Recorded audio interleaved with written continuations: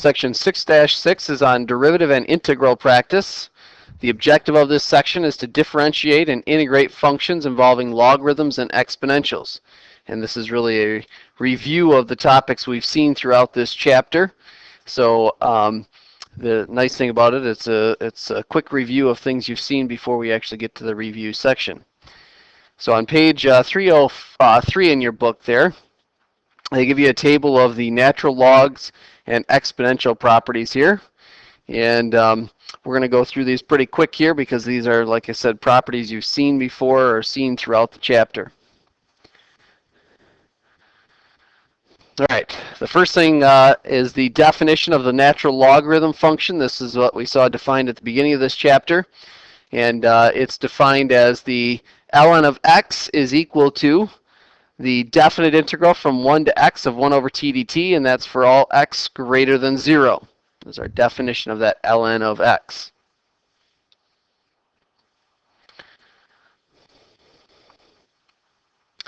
When we look at the calculus of this natural log function, we saw that the derivative of this ln of x function was the derivative of the integral from 1 to x of 1 over t dt. That's a derivative of an integral. That's that second form of fundamental theorem of calculus, which told us that that's equal to 1 over x. As far as the antiderivative of that function, we haven't talked about it yet. In fact, we're not going to get to that until chapter 9. So we will learn more about that a couple chapters down the road.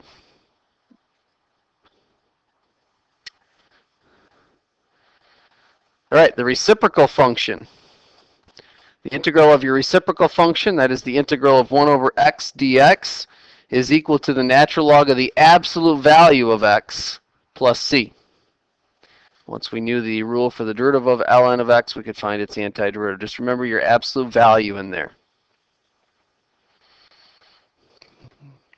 All right, we also saw the product quotient, power, and intercept properties for ln.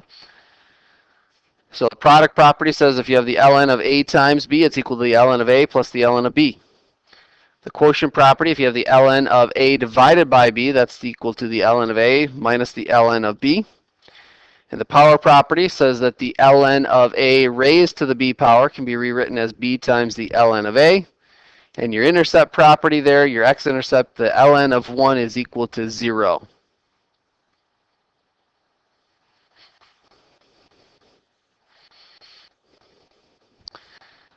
All right, the calculus of your natural exponential function. The derivative of e to the x is itself. It's e to the x. It's the only function like that we have where it's its own derivative. Of course, if that's the case, then that means the antiderivative of e to the x dx is equal to e to the x plus c.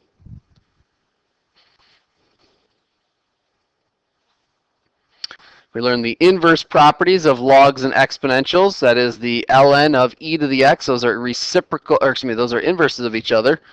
So therefore, they cancel each other out in essence, the ln and the e, and that gives you back just x. Or if you take e raised to the ln of x, you get just x. The inverse properties.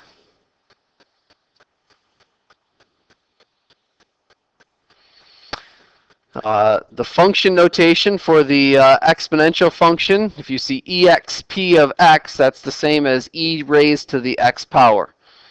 And sometimes you'll see it in that form just to save a little bit of space in the book, or sometimes that exponent, when we write it, the font gets smaller. So if you take e to the x squared or something like that, that 2 on that squaring can actually get pretty small there in the book. So sometimes I'll write it in this notation just to make it a little easier to read. And finally, the definition of e, we learned, was actually defined using a limit.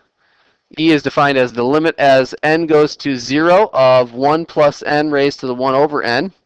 Remember, that takes on that form of 1 raised to the infinity. We've now learned that's one of our indeterminate forms. And that turns out to be the same as the limit as n goes to infinity of 1 plus 1 over n raised to the nth power. Again, that takes on that indeterminate form of 1 raised to the infinite power. And that turns out to be, in both cases there, 2.718 approximately. That's our value of e. All right, on the next page there, they give you the base B logs and exponentials. Page 304, actually, it should say there. That's a typo.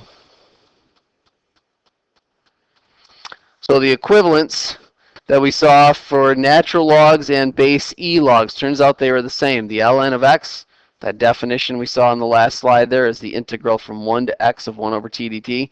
Turns out that's equal to the log base E of x for all values of x greater than 0.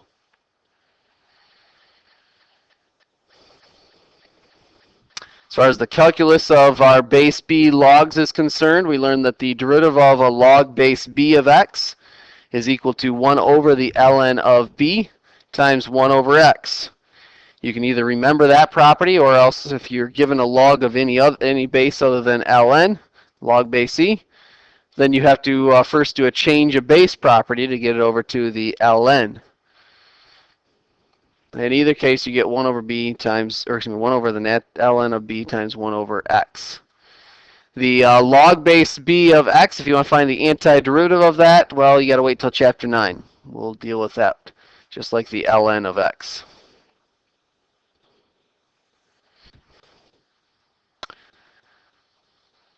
As far as the calculus of base b exponential functions, if you want to find the derivative of b to the x, that's the ln of b times b to the x.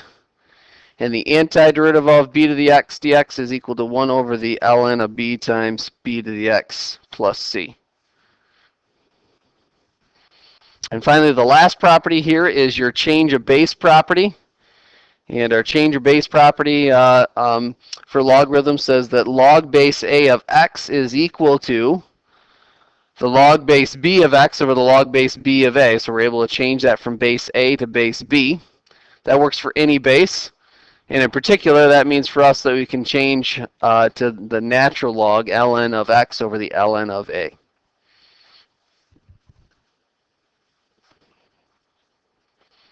All right, review those properties. You definitely need to know all those properties that we just went through, and that's as far as we're going here in the first half of this section.